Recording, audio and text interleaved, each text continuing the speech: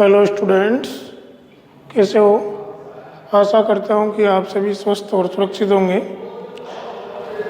तो last video में हमने पढ़ लिया था प्राकृतिक कायिक जनन। तो आज शुरू करेंगे हम कृत्रिम कायिक जनन। कृत्रिम कायिक जनन, इसकी डेफिनेशन भी देख ली थी अपन ने। एक बार कृत्रिम कायिक जनन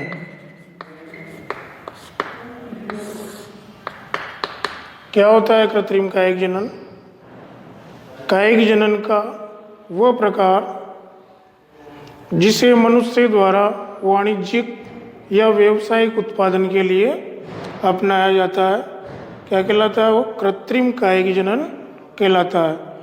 यानी कि कायिक जनन की जिस विधि को मनुष्य द्वारा व्यावसायिक उत्पादन के लिए अपनाया जाता है उसे कृत्रिम कायिक जनन कहते हैं। तो डेफिनेशन थी इसकी, कायिक जनन का वह प्रकार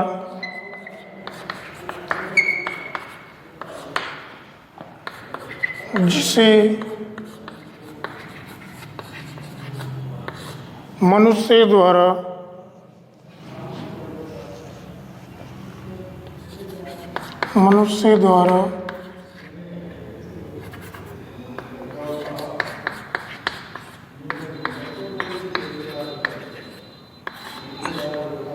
वाणिज्यिक या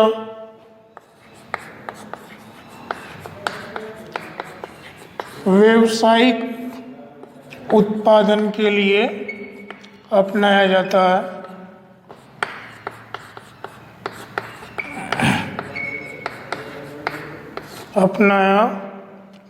है। उसे कृत्रिम कायिक जनन कहते हैं। उसे कृत्रिम कायिक जनन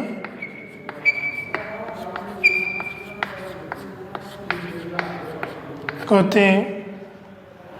तो ये डेफिनेशन थी कृत्रिम कायिक जनन की।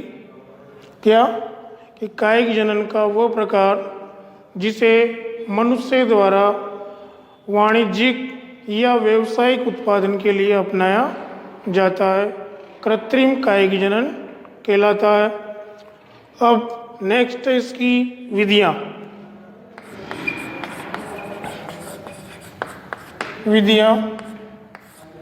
तो विधियों में पष्टति कर्तन द्वारा, दूसरी रोपण ग्राफ्टिंग, इसको बोलते हैं हम कटिंग, और ये है रोपण ग्राफ्टिंग। थर्ड थी दाब विधि,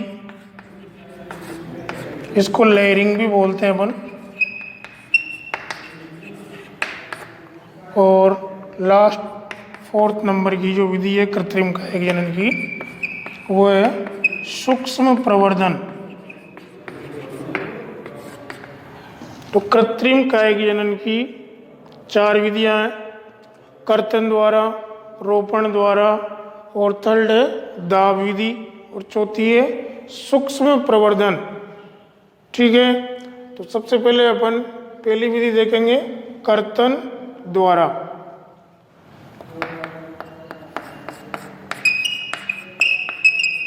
कर्तन, या इसको हम कलम भी बोल सकते हैं। तो देखो, कर्तन या कलम क्या होता है? जड़ अथवा तने के उपयुक्त आकार के टुकड़े क्या कहलाते हैं? कलम कहलाते हैं। ठीक है, और इनका उपयोग पौधशालाओं में नए पौधे तैयार करने के लिए किया जाता है। ठीक है, तो इसकी डेफिनेशन क्या हो जाएगी? जड़ अथवा तने के उपयुक्त आकार के टुकड़े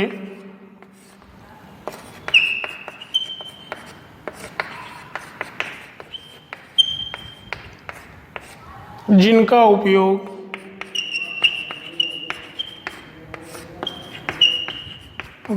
उपयोग पौधशालाओं में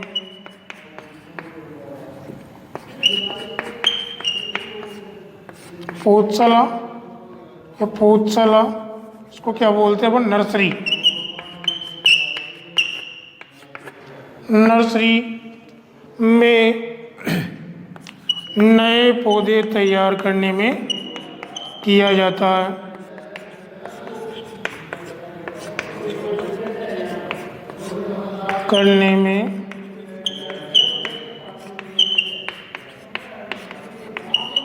तो ये थी कर्तन या कलम की डेफिनेशन। क्या होता है कर्तन या कलम? जड़ अथवा तना, या तो जड़ों या फिर तना, उसके उपयुक्त आकार के छोटे छोटे टुकड़े, यानी कि लगभग 15 से 20 सेंटीमीटर लंबे टुकड़े। इन टुकड़ों का उपयोग पौधशालाओं में नए पौधे तैयार करने में किया जाता है, और इन्हीं टुकड़ों को हम क्या कहते हैं? कर्तन या कलम कहते हैं। ठीक है। अब इनसे नए पौधे तैयार करने के लिए इनमें जड़ों का विकसित होना आवश्यक है, और इनमें शीघ्र जड़ें विकसित करने के लिए इन्हें पादप हार्मोनों के द्वारा उपचारित किया जाता है। ठीक है। और वो पादप हार्मोन जैसे कि IBA और NAA। IBA मतलब इंडोल ब्यूटायरिक एसिड, और NAA मतलब नेप्थेलिक एसिटिक एसिड। तो लिखता हूं मैं नेक्स्ट, इन कर्तन या एक सफल कर्तन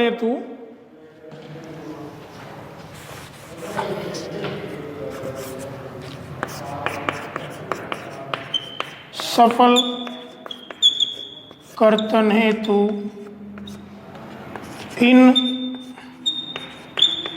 कर्तनों या कलमों में जड़ों का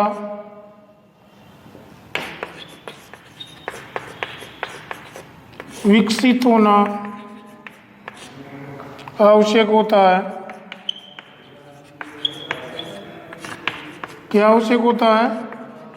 इनमें जड़ों का विकसित होना आवश्यक होता है, क्योंकि इनमें जड़ें विकसित होगी, उसके बाद ही इनसे नया पौधा तैयार हो सकेगा, अन्यथा नहीं। ठीक है। कर्तनों या कलमों में जड़ों का विकसित होना आवश्यक होता है। इसके लिए इन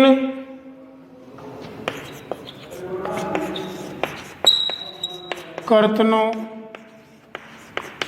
या कलमों को पादप हार्मोन जैसे IBA तथा IBA या NAA के द्वारा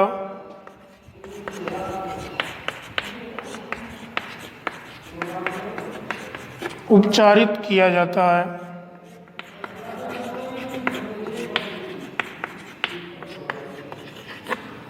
ठीक है।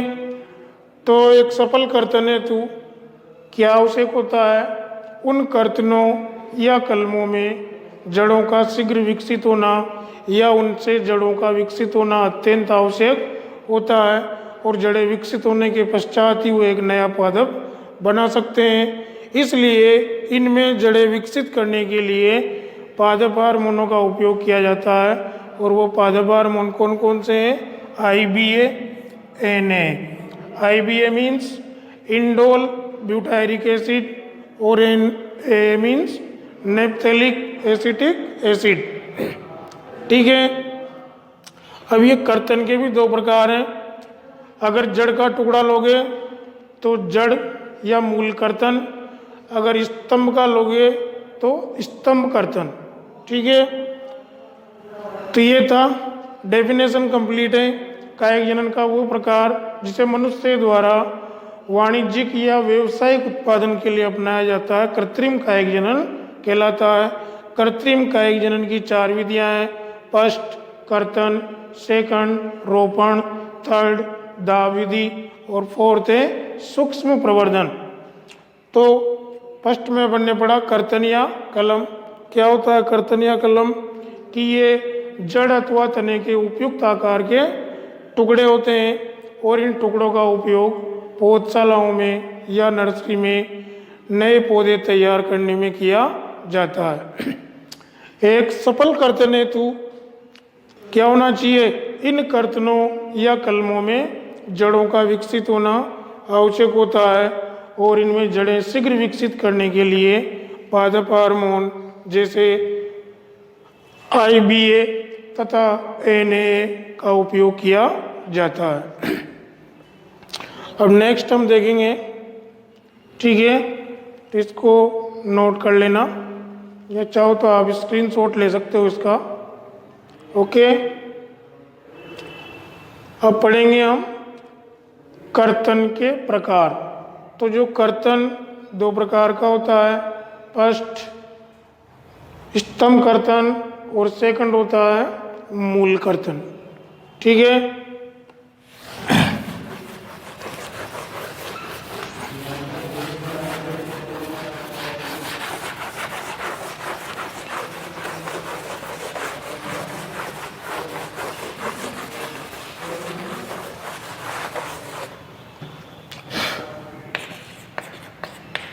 कर्तन के प्रकार कितने प्रकार हैं? 2 प्रकार। पहला स्तंभ कर्तन, यानी कर्तन की 2 विधियां या प्रकार है। पहला स्तंभ कर्तन, तो इसमें क्या करते हैं, जो पादप का जो स्तंभ भाग होता है उसके छोटे छोटे टुकड़े काट लिए जाते हैं लगभग 15 से 20 सेंटीमीटर लंबे और उन्हें भूमि में तिरछा गाड़ा जाता है। कैसे गाड़ा जाता है? तिरछा गाड़ा जाता है। कुछ दिनों पश्चात इन टुकड़ों पर उपस्थित पारुसंधियों से अपस्थानिक जड़ें निकल आती है और नए पौधे तैयार हो जाते हैं। तो स्तंभ कर्तन क्या होता है? इस विधि में पादप के स्तंभ भाग के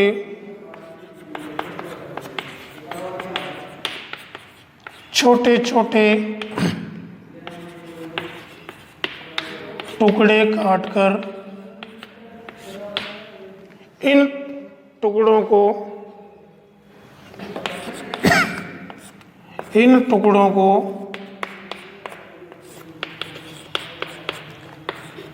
भूमि में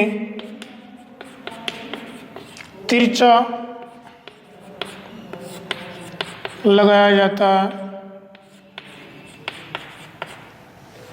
तिरछा लगाया जाता है। कुछ दिनों पश्चात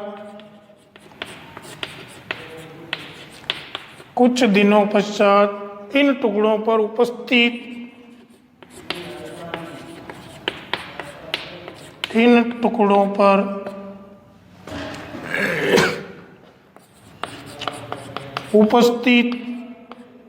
पर्व संधियों से, यानी कि इन टुकड़ों पर पर्व संधियां या गांठ बोल दो, गांठें होती है और इन्हीं पर्व संधियों से क्या निकलती है? अपस्थानिक जड़ें निकलती है। उपस्थित पर्व संधियों से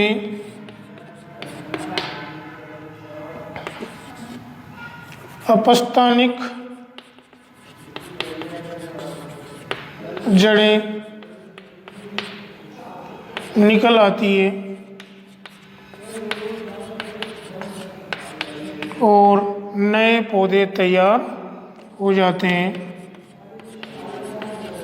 और नए पौधे तैयार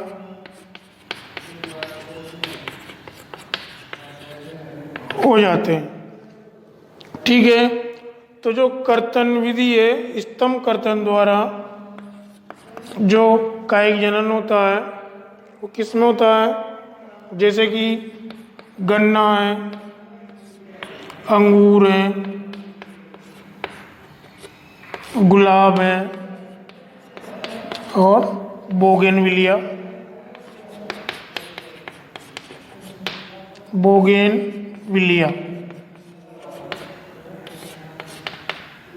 आदि। तो ये स्तंभ कर्तन के उदाहरण थे, गन्ना, अंगूर, गुलाब, बोगेनविलिया।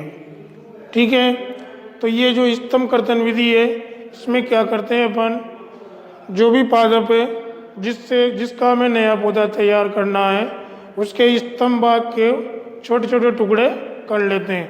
छोटे छोटे टुकड़े मतलब यानी कि लगभग 15 से 20 सेंटीमीटर लंबे, 15 से 20 सेंटीमीटर लंबे टुकड़े काट करके इन टुकड़ों को जमीन में, देखो लगाने की कंडीशन है, कैसे लगाया जाता है? तिरछा। कैसे लगाया जाता है? तिरछा लगाया जाता है। और जैसे ही नमी मिलती है, उपयुक्त नमी और उपयुक्त परिस्थितियाँ मिलती है, इन टुकड़ों पर उपस्थित जो परुसंधियाँ हैं उन परुसंधियों से अपस्थानिक जड़ें निकल आती है और नए पौधे तैयार हो जाते हैं। उदाहरण है जैसे कि गन्ना, अंगूर, गुलाब, बोगेनविलिया और भी अन्य पादप है, ध्यान रखना एग्जाम्पल। दूसरी जो विधि है वो है मूल कर्तन। तो देखो दोनों में डिफरेंस है। ये स्तंभ कर्तन में तो अपन स्तंभ के छोटे छोटे टुकड़े लेते हैं और मूल कर्तन में जड़ या मूल के छोटे छोटे टुकड़े लेते हैं। यहाँ पर स्तंभ भाग के टुकड़ों को तिरछा गाड़ा जाता है और इनको सीधा उर्दू लगाया जाता है। कैसा लगाया जाता है? सीधा लगाया जाता है। तो दोनों में ये डिफरेंस है। तो इसमें क्या करते हैं, इस विधि में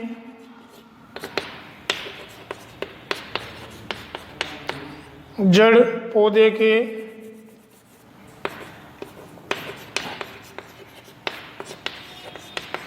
जड़ भाग के छोटे छोटे टुकड़ों को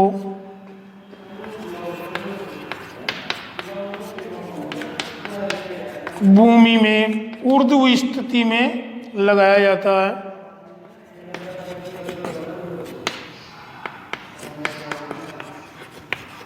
ऊर्ध्व स्थिति मीन्स सीधी, सीधा। कैसे लगाया जाता? सीधा ऊर्ध्व स्थिति में लगाया जाता है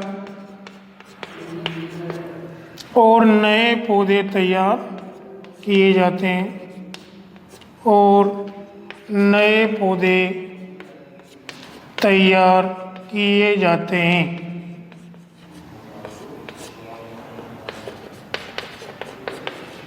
देखो ऐसा इसके जो एग्जाम्पल है, जैसे नींबू है, अमरूद है, चेरी आदि। तो ये कर्तन कंप्लीट हो गया। ठीक है, दो विधियां हैं, स्तंभ कर्तन, मूल कर्तन। स्तंभ कर्तन में क्या करते हैं, पादप के स्तंभ भाग के छोटे छोटे टुकड़े काट लिए जाते हैं।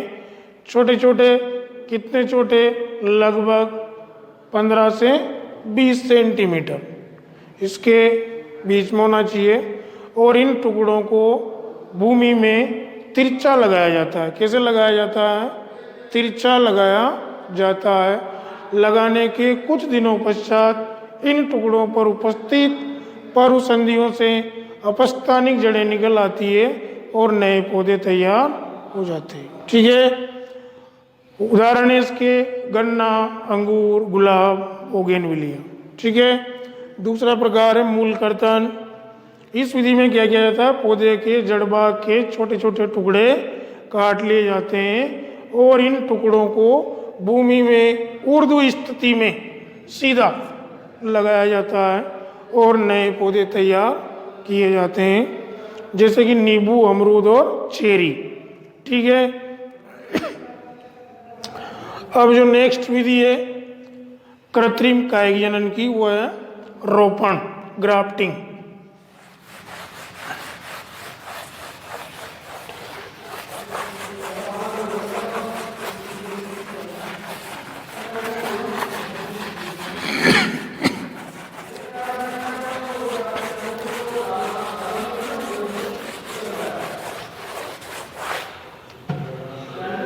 सेकंड है रोपण,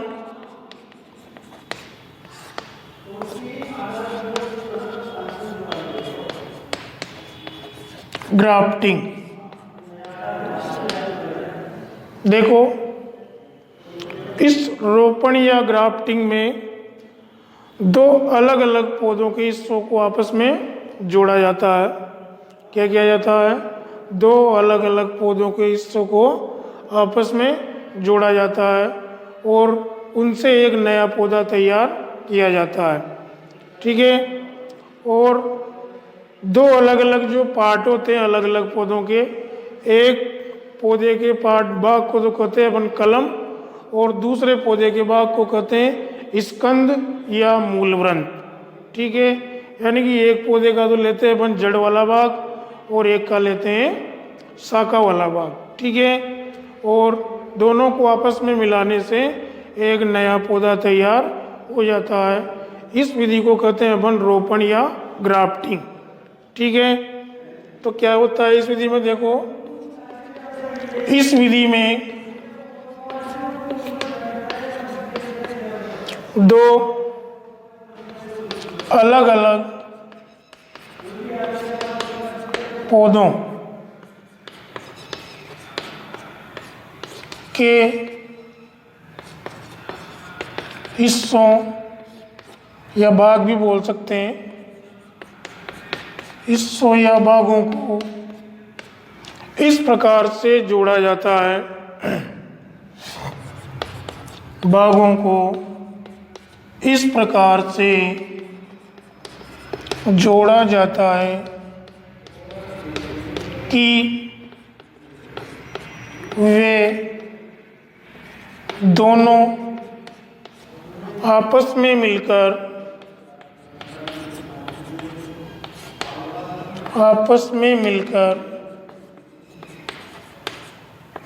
या जुड़कर एक नए पौधे के रूप में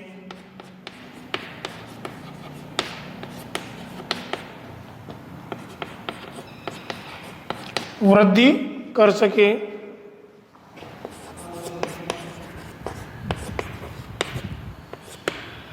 एक नए पौधे के रूप में वृद्धि कर सके।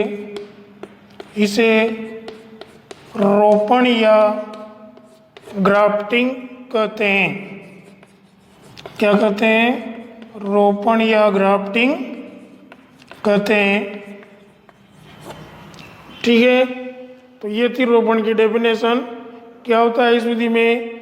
इस विधि में दो अलग अलग पौधों के हिस्सों को इस प्रकार से जोड़ा जाता है कि वे दोनों आपस में मिलकर एक नए पौधे के रूप में वृद्धि कर सके। इस विधि को हम क्या कहते हैं? रोपण या ग्राफ्टिंग कहते हैं। ठीक है। नेक्स्ट, इस विधि में देखो, जिसको रोपित किया जाता है वो तो कहलाती है कलम, और जिस पर रोपित किया जाता है वो भाग कहलाता है स्कंद या मूलवृंत, अर्थात जड़ वाला भाग। ठीक है। तो नेक्स्ट हम लिख सकते हैं, इस विधि के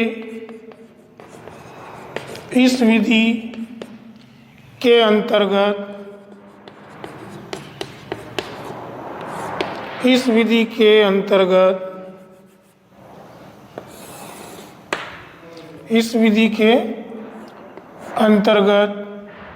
क्या किया जाता है? मतलब इस विधि के अंतर्गत वह पादप भाग या पौधे का वो हिस्सा जिसे रोपित किया जाता है वो तो कलम या सियोन कहलाता है। तो इस विधि के अंतर्गत पौधे का वो हिस्सा जिसे रोपित किया जाता है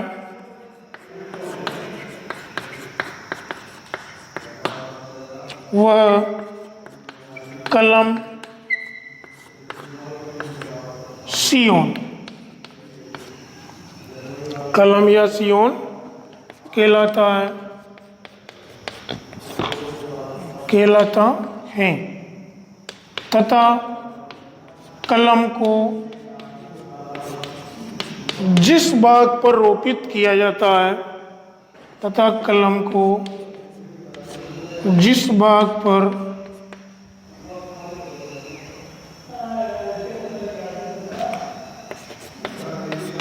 रोपित किया जाता है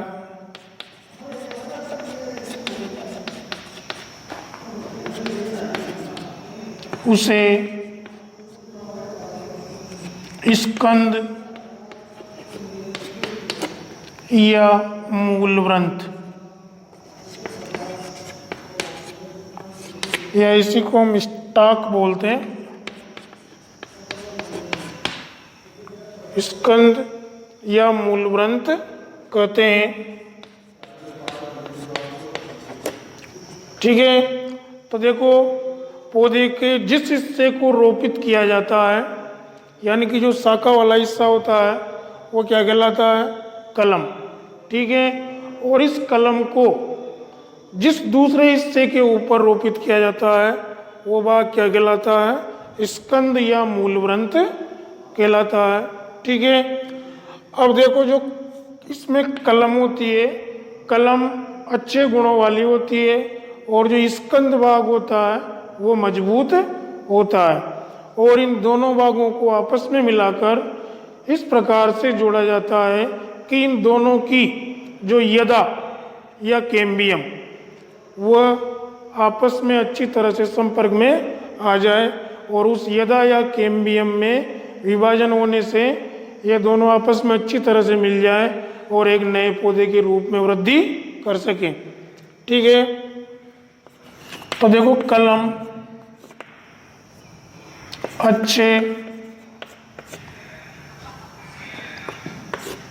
या उन्नत गुणों वाले पौधे से ली जाती है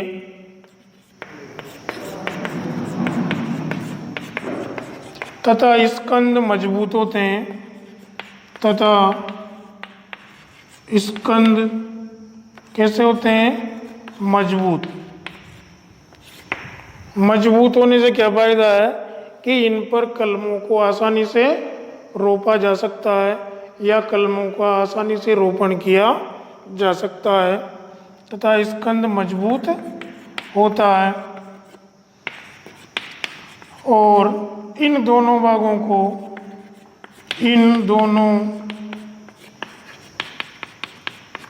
भागों को इस प्रकार से जोड़ा जाता है, इस प्रकार से जोड़ा जाता है कि इन दोनों भागों की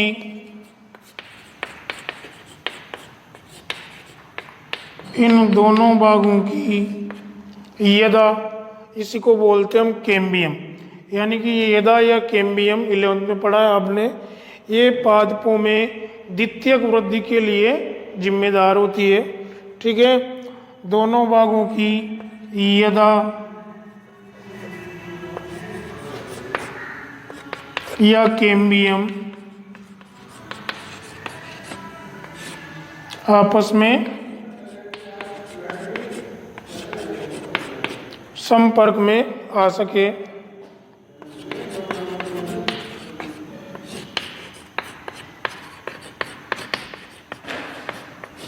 और नए पौधे के रूप में विकसित हो सके और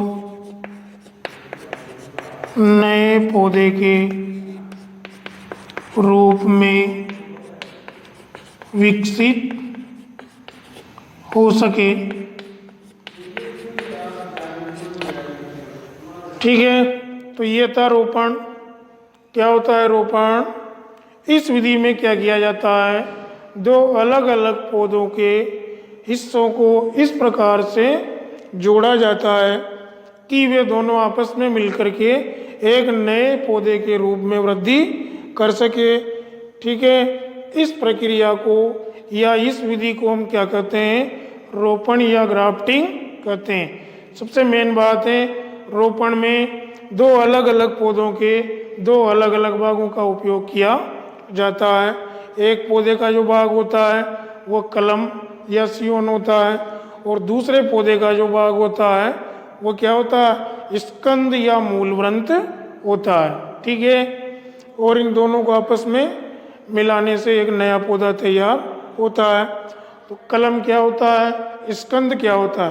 तो देखो, इस विधि के अंतर्गत यानी कि पौधे का वो भाग जिसे रोपित किया जाता है वो तो कहलाता है कलम या सियोन, और जिस पर इस कलम को रोपित किया जाता है वो भाग कहलाता है स्कंद या मूलवृंत। मूलवृंत मीन्स यानी कि पौधे का जो दूसरा हिस्सा है, जो जड़ वाला हिस्सा है, वो क्या कहलाता है, स्कंद या मूलवृंत। ठीक है, अब इन दोनों की अलग अलग क्वालिटी होती है।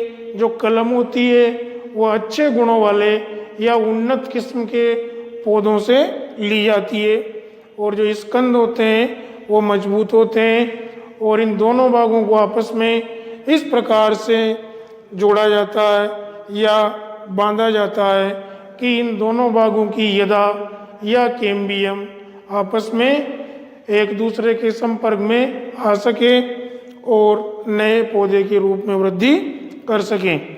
ठीक है बच्चों, ठीक है, चाहो तो आप स्क्रीनशॉट ले सकते हो या मेरे साथ के साथ ही नोट कर सकते हो। ठीक है, अब पढ़ेंगे हम रोपण की विधियां या ग्राफ्टिंग की जो विधियां हैं उनके बारे में।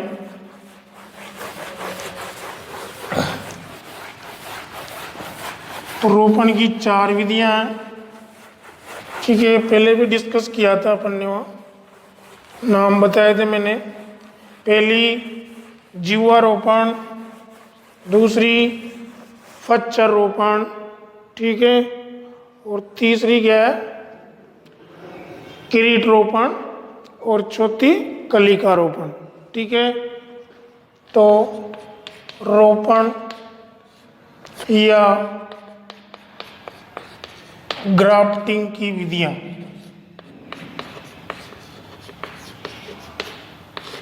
ठीक है, देखो रोपण में एक बात तो स्पष्ट है कि इसमें दो अलग अलग पौधों के भागों को आपस में जोड़ा जाता है। यानी कि ग्राफ्टिंग के लिए हमें 2 चीज़ों की जरूरत होती है, एक तो कलम और दूसरा स्कंद। ठीक है, तो इसकी विधियां 4 प्रकार हैं विधियों के। ठीक है, जैसे पहली जीवारोपण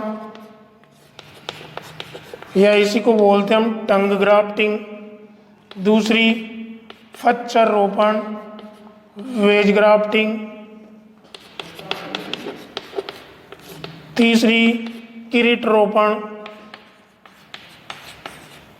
किरीट रोपण, और लास्ट है कलिका रोपण। ठीक है, तो सबसे पहले पढ़ेंगे हम पहली विधि जीवारोपण।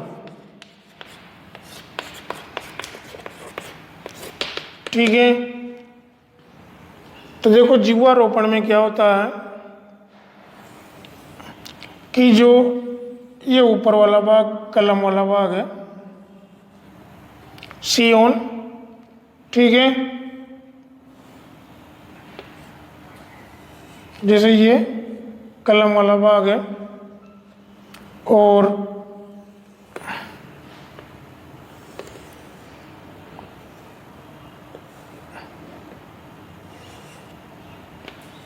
ये अपना स्कंद। तो इस विधि में एक विशेषता है, कलम और स्कंद दोनों की मोटाई या व्यास बिल्कुल समान होना चाहिए। यानी कि दोनों की मोटाई किस किस की, कलम की और स्कंद की एक समान होना चाहिए। ठीक है, तो ये भाग जैसे ये तो है कलम, या इसी को बोल सकते हैं हम सियोन। ठीक है, और ये वाला भाग है स्कंद या स्टॉक। ठीक है, इन दोनों भागों को आपस में जोड़ा जाता है। ठीक है, लेकिन जोड़ने से पहले क्या करते हैं, इन दोनों भागों पर जिह्वा के आकार का, अपनी जीभ के आकार का 5 से 8 सेंटीमीटर लंबा कटान या चीरा लगाया जाता है। और चीरा लगाने के पश्चात दोनों को आपस में बांध दिया जाता है। यानी कि जो चीरा लगाया जाता है वो कैसा होता है, बिल्कुल जिह्वा के आकार का, ऐसे।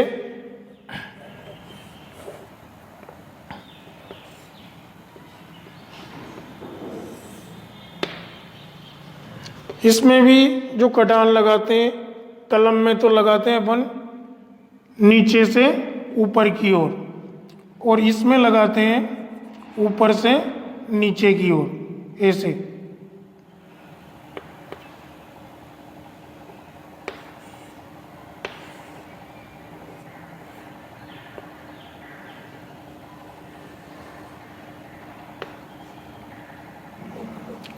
ठीक है, ऐसे कटान लगाते हैं। कटान लगाने के पश्चात दोनों को आपस में मिलाकर बांध दिया जाता है, और कुछ दिनों के बाद इनसे एक नया पौधा तैयार हो जाता है।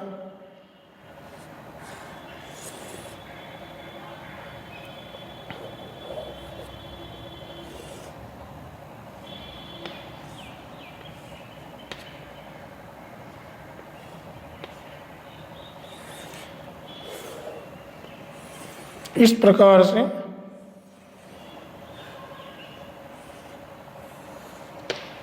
और इस जगह से इनको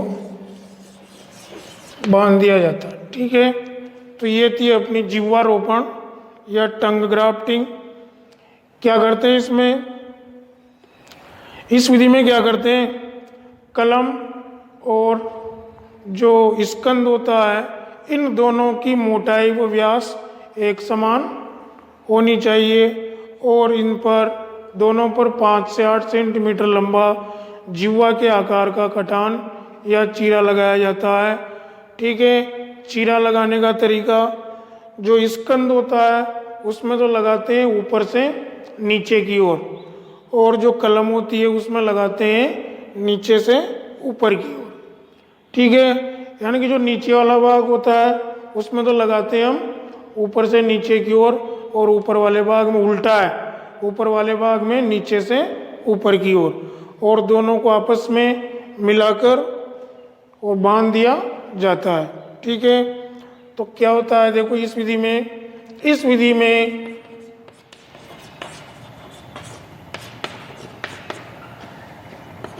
कलम व स्कंद की मोटाई बोल दो या व्यास बोल दो, मोटाई या व्यास एक समान होती है या होना चाहिए।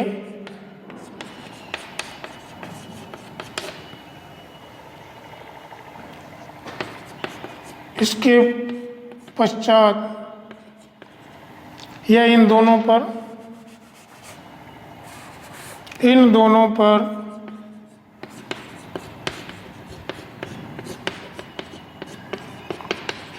5 से 8 सेंटीमीटर लंबा कटान बोल दो या चीरा 5 से 8 सेंटीमीटर लंबा जिह्वा के आकार का, इसलिए इस विधि का नाम क्या पड़ा? जिह्वारोपण। जिह्वा के आकार का कटान या चीरा लगाया जाता है। कटान या चीरा लगाया जाता है, ठीक है। और ये चीरा देखो कैसे लगाते हैं ये चीरा, और ये चीरा या ये कटान लिख देते हैं। ये कटान मूल वृंत में, देखो मैंने बताया था मूल वृंत में कैसे, मूल वृंत नीचे होता है, कलम ऊपर होती है।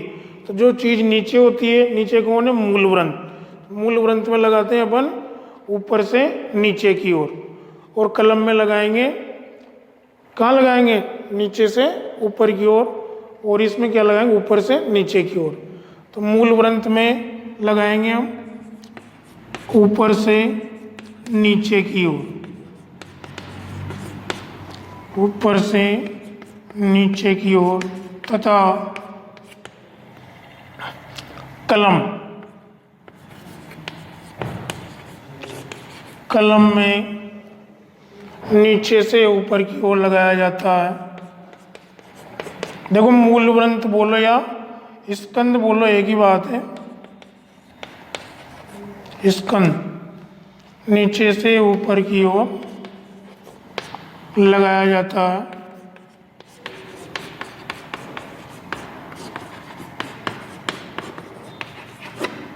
ठीक है। और इसके पश्चात दोनों को मिलाकर बांध दिया जाता है। इसके पश्चात दोनों को आपस में मिलाकर बांध दिया जाता है। दोनों को आपस में मिलाकर बांध दिया जाता है। तो ये था अपना जिह्वारोपण। क्या विशेषता है इसकी? कलम और स्कंद दोनों की मोटाई या व्यास एक समान होना चाहिए, और इन दोनों पर 5 से 8 सेंटीमीटर लंबा जिह्वा के आकार का कटान या चीरा लगाया जाता है। चीरा लगाने का जो तरीका है, मूल वृंत या स्कंद में तो लगाते हैं अपन ऊपर से नीचे की ओर, और जो कलम वाला भाग होता है उसमें लगाते हैं नीचे से ऊपर की ओर, और दोनों को आपस में मिलाकर बांध दिया जाता है, ठीक है। अब नेक्स्ट है अपने फच्चर रोपण, ठीक है। क्या है? फच्चर रोपण। तो दोनों में देखो ज़्यादा डिफरेंस नहीं है। यहाँ पर मिटा देता हूँ, फच्चर या वेज ग्राफ्टिंग।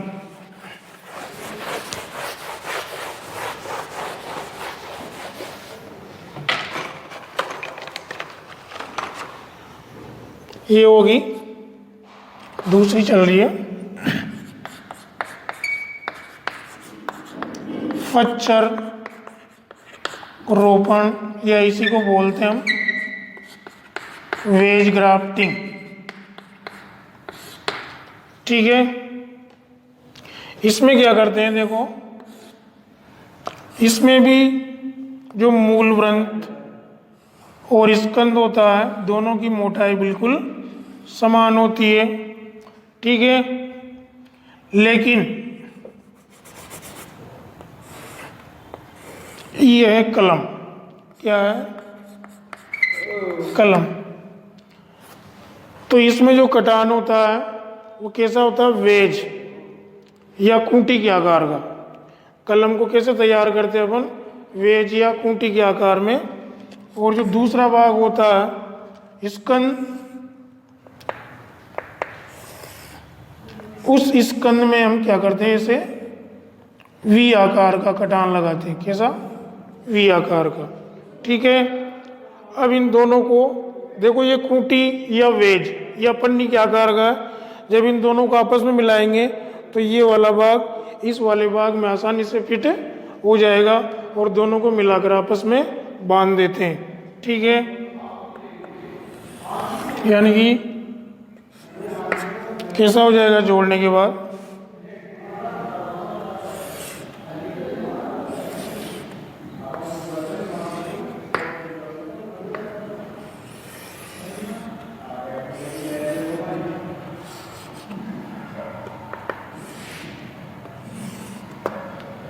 ठीक है, और इस जगह से इनको बांध देंगे। ठीक है, कुछ ही दिनों के पश्चात ये दोनों आपस में जुड़ जाएंगे और एक नया पौधा तैयार हो जाएगा। ठीक है, तो देखो क्या होता है इस विधि में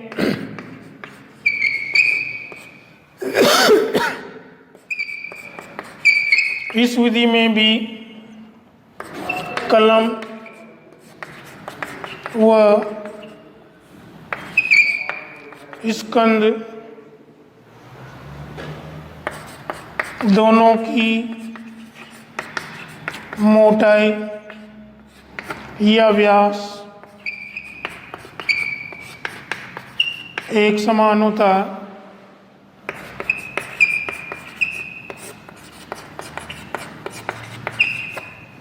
तथा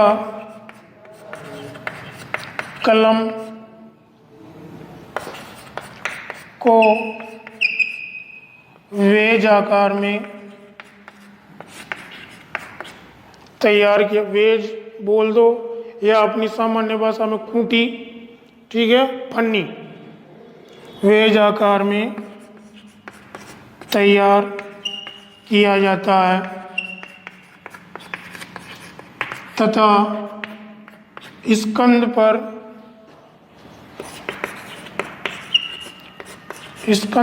कैसा कटान था, वी आकार का। स्कंद पर वी आकार का कटान लगाकर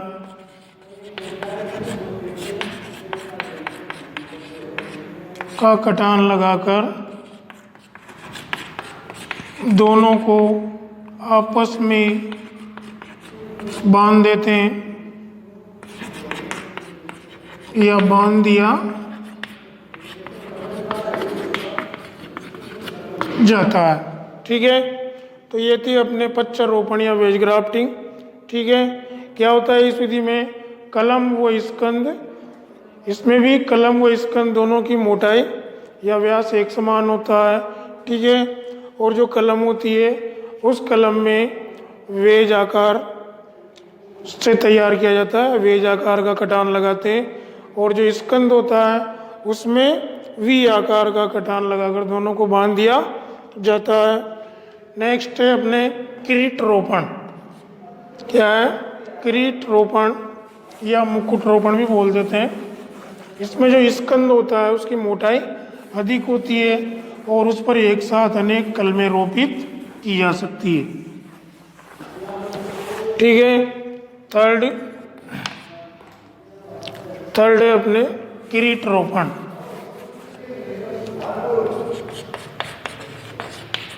किरीट रोपण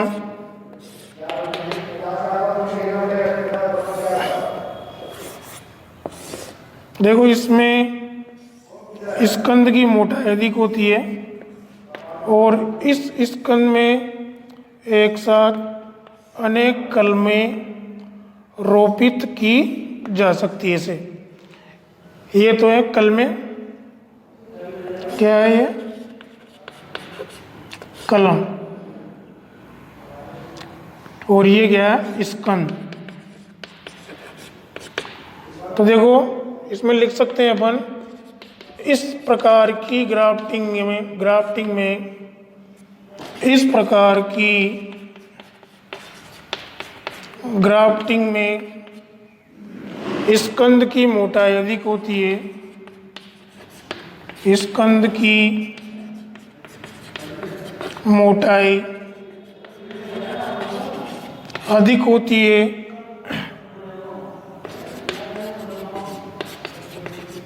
और इस पर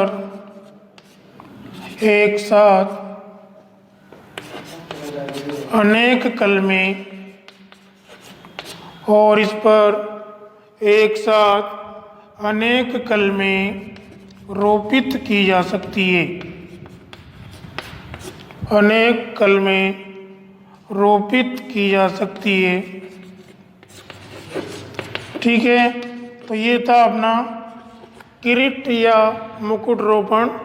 इसकी मेन जो विशेषता है क्या है, जो स्कंद होता है उसकी मोटाई अधिक होती है, मजबूत होता है और इस प्रकार के स्कंद पर एक साथ अनेक कलमें रोपित की जा सकती है।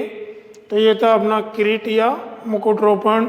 और लास्ट है कलिका रोपण। क्या है कलिका रोपण?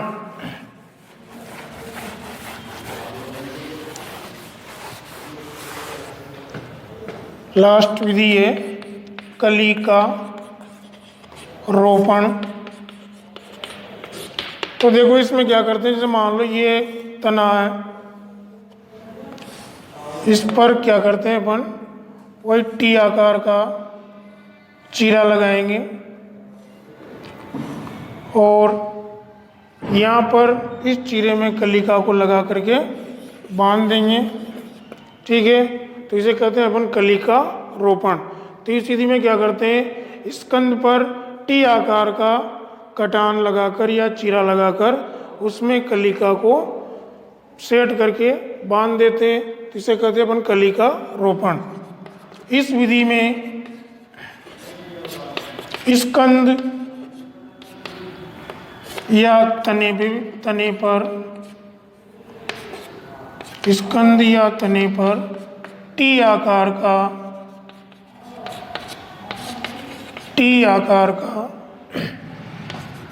चीरा या कटान लगाकर उसमें कलिका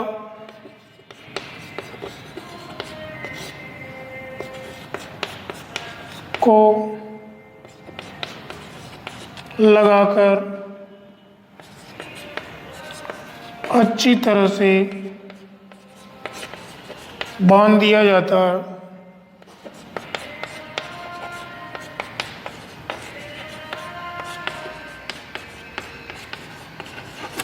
इसे क्या कहते हैं, हम कलिकारोपण कहते हैं। तो कलिकारोपण एक ध्यान रखना, इसमें स्कंद या तने पर टी आकार का कटान लगाया जाता है और इस कटान में किसी जो कलम वाली शाखा होती है उस कलम वाली शाखा से क्या लेते हैं अपन, कलिका। क्या लेते हैं, कलिका। और उस कलिका को स्कंद के या तने के टी आकार के कटान में लगाकर बांध देते हैं। कुछ ही दिनों में इससे नया पौधा तैयार हो जाता है। तो ये था कृत्रिम कायिक जनन की जो 2 प्रकार की विधियां हैं, पूरी होगी अपने। फर्स्ट पढ़ी है अपन ने आज कर्तन और दूसरी ग्राफ्टिंग। ग्राफ्टिंग की 4 विधियां कंप्लीट हो गई, जीवारोपण, पच्चर रोपण, किरीट रोपण और कलिका रोपण। अब बचा है अपने एक तो दाव विधि और एक सूक्ष्म प्रवर्धन। इसे हम नेक्स्ट क्लास में देखेंगे। ओके, धन्यवाद।